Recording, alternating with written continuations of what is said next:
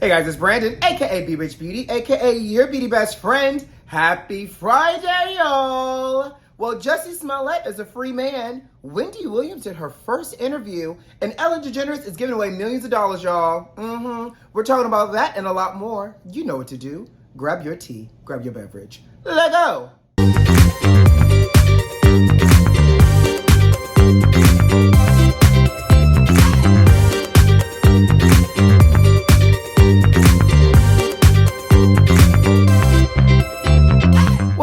Beauty Besties, happy Friday, happy Friday, and thank God it's Friday. How y'all doing out there, sugar? But most importantly, how was your week? Y'all, my week was great. It was productive. It was long. Between 2022 feel like it's flying by. It also feels like the longest days ever, child. And I don't know if it's because we lost an hour this week or nah. How many of y'all still feeling the effects of this hour of us springing ahead? I know I have, but what y'all got good for the weekend? You know, I said, oh gosh, hello, Saturday, tomorrow.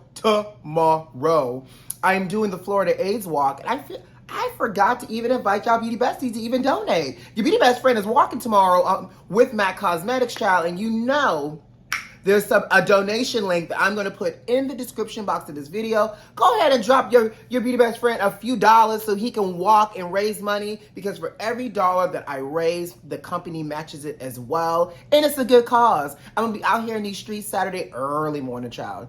Early. It's just gonna be me, sunscreen, Jesus, and a bottle of water, child, with my sunglasses on, walking for a good cause. So again, the link to donate is in the description box of this video. Go ahead and again bless the kids with a little bit of a mild donation. Okay, donate a little, donate a lot.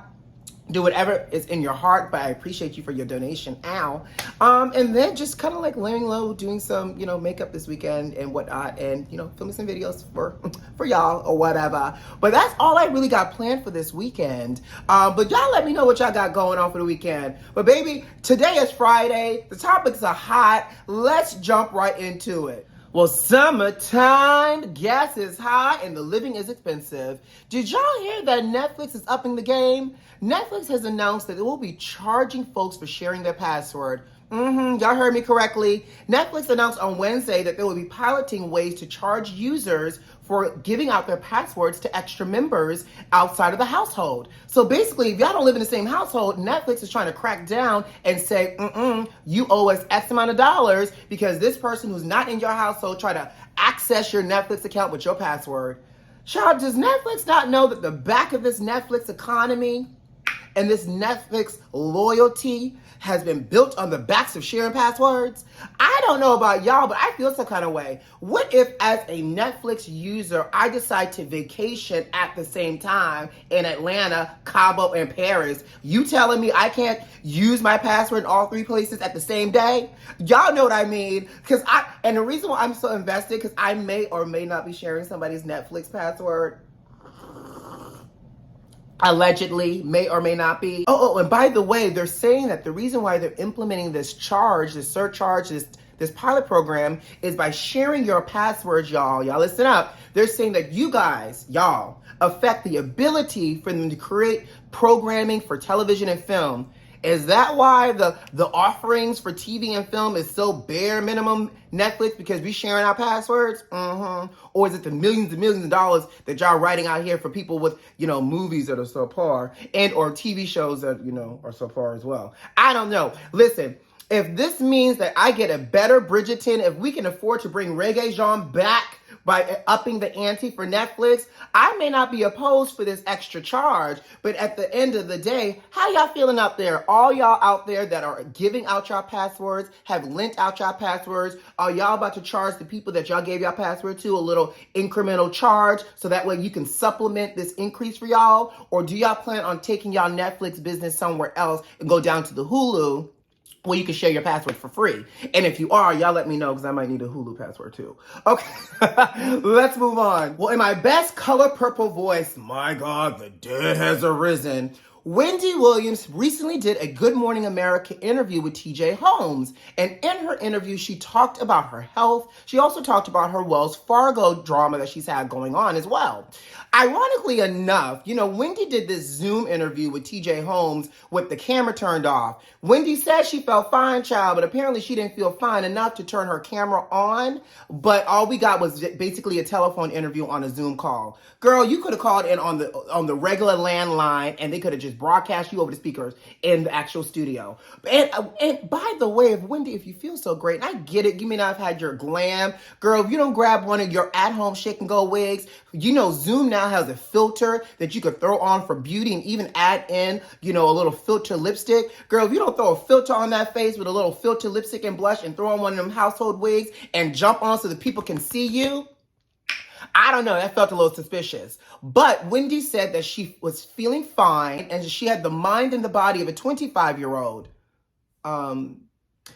Wendy, and I'm not body shaming, but maybe 25 times 2, because we've seen your body, sis. But the health and the mental is what the people have been talking about, saying that, she was dementia, early onset dementia, all these other things, so I'm glad that she sounded lucid, she sounded cognizant, and she even teased the fact that she says, give me a few months, but I will be back on TV, on my TV show. About that, sis, I don't know if you got the memo, but they canceled your show. And Sherry Shepherd signed a contract for her own show in that same time slot that your show was. So I'm just, from a mind standpoint, I just want to make sure you got all the moving pieces. And by the way, maybe Wendy wasn't necessarily teasing about coming back to her Wendy show in the purple chair, because The View, Whoopi Goldberg and The View and everybody else on that, Joy Behar and Sunny and whoever else is on there. Anna, I think Anna's on there, right? I don't really watch The View, but I love seeing clips from The View.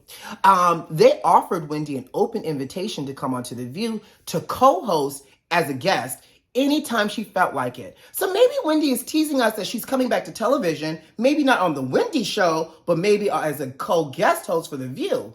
And if y'all recall correctly, every now and then, I feel like they've always test-driven guest hosts before they made them a permanent co-host. Can y'all imagine if Wendy does really well as a co-host on The View and she becomes permanent? What does that dynamic now look like between her and Whoopi Goldberg, y'all? And even the other, personalities on the panel. But I'm more concerned about Wendy and Whoopi, because Whoopi is the moderator and Wendy got a loud voice.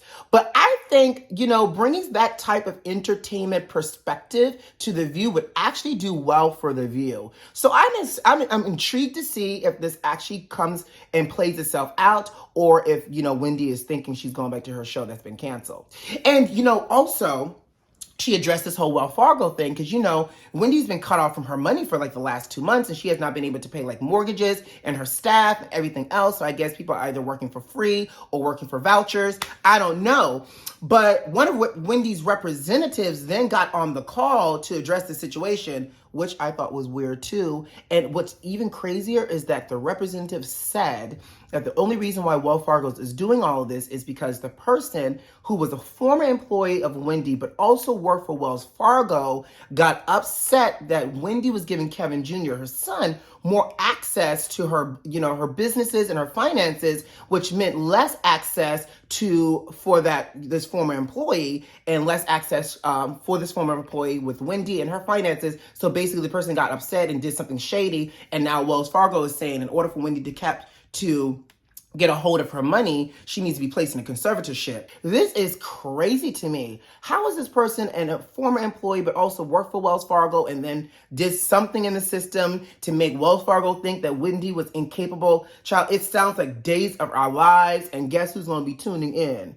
Us. So I will keep y'all posted on how this, Wendy resurfaces back in front of the camera or into entertainment, and the update with her money just in general, child. But it's a little bit of a long saga for Whitney. I just hope she pulls out on the other side of it all. All right, let's move on. Well, baby, it looks like that online petition for #free Jussie actually paid off. Y'all know Jussie Smollett was sentenced to jail last week for 150 days in jail, plus he had to pay some fines and all the other stuff because he lied to the police about his hate crime. So the internet in this camp went in because they're saying that the time did not fit the crime and the punishment of it all. And so you have people starting to speak up, like Taraji P. Henson. Tina Knowles Lawson actually wrote a letter saying that she disagreed with the time sentence of Jussie being in jail as well. Now I'm gonna tell y'all something. The moment I saw Auntie Tina write that note about Jussie, I knew good and well that the birther and the giver of life of the Beyonce was going to make heads and turn and the wheels of justice spin. You know that Miss Tina was not going to get on the Beyonce internet herself and write a letter and put her opinion out there, and something was not going to happen because of it. Because, I mean, she gave life to Beyonce, y'all. But aside from that, you know, Jussie's lawyer did a few interviews and was saying that they were really pushing for Jussie to get out. That, you know, while Jussie was in jail for those 6 days, by the way, he was not even eating. He was only eating and drinking iced water, I guess, for the hydration of it all. My thing is, Jussie, why were you going on a food strike, child? Like, that doesn't necessarily reduce your sentence. I get that they were trying to get you out, but why are you starving yourself? Did you think the people was going to poison you? And that's a fair question, because if you was only drinking water and eating ice, child, and you never heard of Miss Sugar Avery P. For all my beauty besties that don't know that reference, go down to The Color Purple. You know exactly what I'm talking about. Because I'm thinking if you ducking and dodging food, Jussie, you over here drinking water that could be, you know, enhanced with a little bit Miss Sugar AVP, child. But whatever it was, maybe he was fasting, and that's the real thing too. Whatever it was, it worked. Jussie Smollett is out. What do y'all think about it? You know, I have my opinion that, you know, I do believe that we've seen crimes against humanity, especially against Black people from the opposite race, and they get a fraction, if no, jail time. And this man was convicted for lying and got 150 days in jail. I feel like he even got more than the people with that whole testing scam, the college admission scam of it all. But him being released is also really conditioned, is based off of his appeal that he has in process right now. So I'm thinking, you know, and I don't speak lawyer except, you know, Law and Order. If his appeal does not go through or gets rejected, does he go back to jail? Y'all let me know how this works. But in the meantime, hashtag Free Jussie actually worked. Welcome home, Jussie Smollett. I'm sure you're glad to be back to eating real food and, you know, enjoying life on the other side of the bars. Well, the Ellen Show is scheduled to air their last episode on May 26th. But in the meantime, it sounds like Ellen DeGeneres is trying to go out with a bang, y'all. Y'all know Ellen came under a lot of heat during this whole Pandarosa when a lot of producers and a lot of staffing came out and said that it was a hostile work environment, that Ellen wasn't nice, people were being, you know, harassed and, you know, all types of crazy things. Ellen did a public apology saying that she didn't know what was happening in her own production, in her own house, and on her own show. And ever since then they announced that this would be the last season as well. Well, the word on the curb and across the street is Ellen worked with the production company Warner Brothers to ensure that all of her staffers received a very generous bonus, millions of dollars in bonuses. And they said that it was no doubt that Ellen was going to cover this. Now, the 7-figure bonus number was not revealed, but I'm just thinking all the staffers, even down to like the janitor, is getting $1 million bonus because, baby, you know, that's a really great way to clean up your image and a really great way to exit this entertainment and talk show space. For the people that had to endure whatever was happening at the Ellen Show and for the last people standing, that to me is a beautiful reward in order to deal with all of the craziness. Now, here's the thing. My question is this a way to also prevent people from suing or writing tell-all books once the Ellen Show ends? And because another staffer actually went on record and said they wanted to clear up a few rumors about Ellen not being the nicest person, and they said that Ellen has been incredibly generous since the start of the show back in 2003. Child, I would say that too. I probably would say Ellen was a tooth fairy if my bonus was contingent about spreading positive energy and word about Ellen DeGeneres as well. All I know is, what job do I need to sign up for? Oh, Ellen's. Is it too late? Are y'all hiring down at the Ellen DeGeneres Show? I know May 26th is the last episode, but y'all got your beauty best friend could do beauty. Your beauty best friend can make a good cup of matcha. Your beauty best friend could just stand there. Like, what do you need? Do you need me to carry a manila folder and or cell phone and take some social media pictures? Like, what can your beauty best friend do to get $1 million bonus, sugar? That's what I want to know. What do y'all think about Ellen giving the $1 million bonus? Is it a faux attempt to look nice, or do you feel like it's genuinely coming from her heart? And at the end of the day, I mean, Warner Brothers got the money to spend for it. So when they say Ellen was determined to make sure she covered it, I'm sure she's not paying for any of this out of her own pocket. And on that note, guys, I got to go. You know what to do. Subscribe to the channel, like this video, and leave me a comment. Most importantly, check the notifications and make sure they're turned on so you don't miss out on all the good old melanated magic sugar. Oh, and last but not least, go ahead for all the beauty besties, like I mentioned, in the description box is the link for my donation page for the AIDS walks tomorrow. Go ahead and drop a little something for your beauty best friend, child. Who loves you? I do. Have a great weekend. I'll see you on Monday. Bye, guys.